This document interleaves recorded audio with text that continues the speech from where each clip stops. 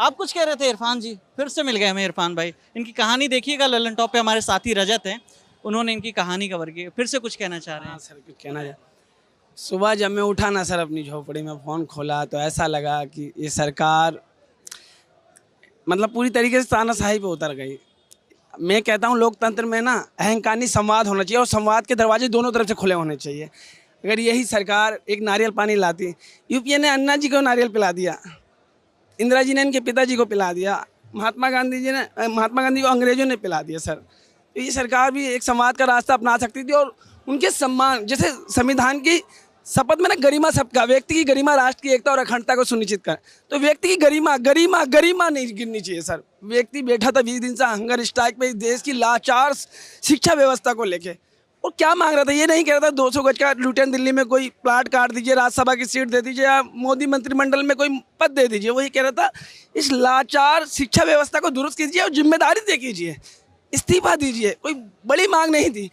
जिस तरीके से नए नवेले दिल्ली पुलिस कमिश्नर अनुराग कुमार जी आए और उन्होंने एक पुलिसिया डंडे और जूते से एक खूबसूरत लोकतंत्र को कुचलने की जो कोशिश करी, उसके वो बधाई के पात्र है। आज मुगेम्बो बहुत खुश होगा, उनके दरबार में उनको 100 नंबर मिले। समझ रहे हैं? जब आदमी हताश और निराश हो जाता है ना, तो नीरज की एक लाइन कह रहा हूँ सर, सपन जड़े फूल से, मीत चुबे सूल से, लुट गया सिंगार सभी बाग के बबूल से, हम खड़े खड़े बाहर देखते रहे, कारवां गुजर गया गुबार देखते रहे, नींद भी खुली न थी, आहे धूप डल गई, पाँव भी उठे न थे कि जिंदगी फिसल गई, पात पात झड़ गए, साग साग जल गई, चाहत तो निकल सकी न पर उम्र निकल गई। समझिए सर इस दर्द को, इस तड़प को, इस क्या सोच रहा है देश। नीरज ऐसे नहीं लिख रहे हैं, नीरज को कोई ख्वाब नहीं आया। नीरज सोच रहे कि कितने वक्त आए गए, कुछ अच्छे कुछ बुरे, कुछ लोग मेरे साथ थे, आज मेरे हिस्से में धूल और गुबार आई है। नीरज का कहने का मतलब ये है।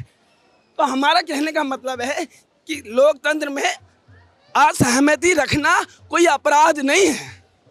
भारतीय संविधान तथा लोकतांत्रिक व्यवस्था में हमें अभिव्यक्ति का मौलिक अधिकार है। ये लोकतंत्र सिमटते जा रहा है। मैं जंतर मंतर पे ऐसे भाग के आया कि जब अभिजीत दीपके ने कहा ना मुझे पीटा और वो रोने लगे, मैं कहा यार मुझे भी पीटना चाहिए। मेरे शरीर की मांसपेशियां मेरी आत्मा से लड़ने लग गई। कैसे खड़े हो, कैसे बैठे हो चुकी के अंदर। चलो यार पिटाई खाएंगे दिल्ली पुलिस की। नए नवेले कमिश्नर आए हैं, बड़े जोश में हैं, बहुत बड़ी व्यवस्था और ताकत और धन बल और बड़ी व्यवस्था है उनकी, बड़ा मारेंगे, चलो मार खाएंगे उनकी। ये नहीं है लोकतंत्र का, ये रास्ता नहीं है। लोकतंत्र में संवाद होना चाहिए।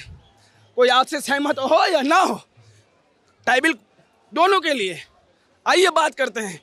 कुछ गलत फहमियाँ है तो उसे दूर करते हैं, इसमें कोई बुराई नहीं है।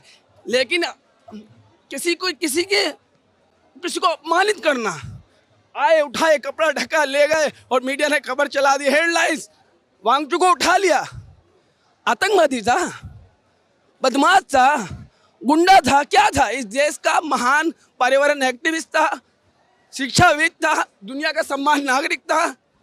कितना आविष्कार किए भारतीय सेना के लिए, देश के लिए, महान साइंटिस्ट था। उठा लिया। इस आंदोलन से और तमाम आंदोलन से हमारी आत्मा जुड़ जाती है सर। हम जनसंघर्ष से पैदा हुए लोग हैं, हमने स्कूल और किताबों का ज्ञान नहीं है हमारे पास। जो बोल रहे हैं वो जीवन से जुड़ा हुआ है। आत्मा रो पड़ी सर। समझ रहे हैं? जब हम उस लाइन को पढ़ते हैं कि पीपल ऑफ इंडिया, हम भारत के लोग भारत को संपन्न प्रभु संपन्न समाजवादी धर्मनिरपेक्ष लोकतांत्रिक राज्य बनाने के लिए तथा उसके समस्त नागरिकों को सामाजिक, आर्थिक और राजनीतिक न्याय, विचार, अभिव्यक्ति, विश्वास, धर्म और उपासना की स्वतंत्रता, प्रतिष्ठा और अवसरों की समानता प्राप्त कराने के लिए तथा उन सब में व्यक्ति की गरिमा, राष्ट्र की एकता और अखंडता को सुनिश्चित करने वाली बंधुता को बढ़ाने के लिए दृढ़ संकल्प होकर 26 नवंबर 1949 को अंकित अधिनियम और आत्मसमर्पित करते हैं। फिर इतनी बड़ी आबादी आज भी अमान्य जीवन कैसे जी रही है? सभी की तो बात करी गई थी, सभी की भलाई की बात कही थी। शिक्षा में, राजनीति में, सामाजिक स्तर पर, धार्मिक स्तर पर, किसी भी स्तर पर किसी को नहीं छोड़ा गया। फिर भारत की आज शक्ल देखो, बड़ी आबादी नरकीय जीवन जी रही है सर। इस दुनिया विश्व के पटल पे दौड़ती अर्थव्यवस्था है भारत, चमकता सितारा है, लेकिन उसके विपरीत बड़ी कंडीशन खराब है। आप भी तो एक देश और एक राज्य, एक कानून की बात करते हैं, पूरे देश में अलग अलग राज्यों में अलग अलग श्रमिक कानून, अलग न्यूनतम मजदूरी है, कहीं एक नहीं मिलती, जहाँ लागू है वो भी नहीं मिलती। आप पूरी तरह से नौजवानों की नजर में फेल हैं। मैं अपनी असहमति रखता हूँ, बोलूँगा। आज मेरी जवान कब आ रही है पता नहीं, बहुत बोलता हूँ सर मैं, लेकिन कहते हैं ना, इतना तोड़िए मत लोगों को, इतना कमज़ोर मत कीजिए।